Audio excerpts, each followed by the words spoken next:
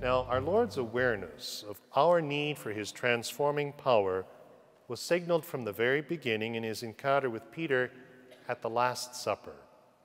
Let's listen again to the account in the Gospel of St. John about the washing of the feet. Now, before the feast of the Passover, when Jesus knew that his hour had come to depart out of this world to the Father, having loved his own who were in the world, he loved them to the end.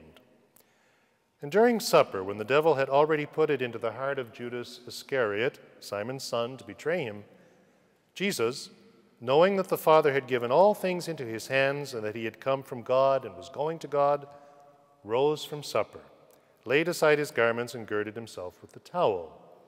Then he poured water into a basin and began to wash the disciples' feet and to wipe them with the towel with which he was girded. And how did Peter respond to this? Well, a few verses later, we read this. Peter said to Jesus, "You shall never wash my feet." And how did Jesus answer? "If I do not wash you, you have no part in me." Here, Jesus is making clear that we respond to his invitation to follow him to life by allowing him to act upon us. Peter would have refused, but Jesus said, "You have no part in me." That is to say, you cannot enter into communion with me unless you allow me to wash you. Jesus draws us into communion with himself, and he knows the changes that need to take place in our lives for that to happen. So our surrender to Jesus, our obedient surrender to him, begins with a yes to his desire to wash us by his love and in this way transform us.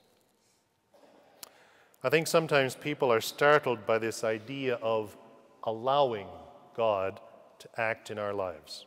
Who are we to allow God to do anything? Does God seek our permission?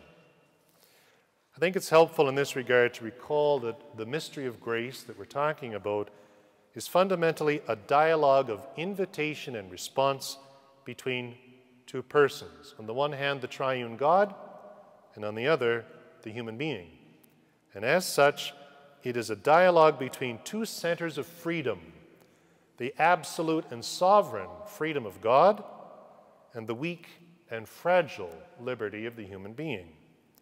And this freedom which we possess is a gift from God, and he respects it absolutely. His love is not imposed upon us. It is offered so that we might freely accept it and might freely offer our love in return. The free acceptance of the love of God is what is meant by saying that we allow God to come to us. We give him permission to transform us, to wash us with his love, that we might be changed, and thus be drawn into a communion of love and mission with Jesus.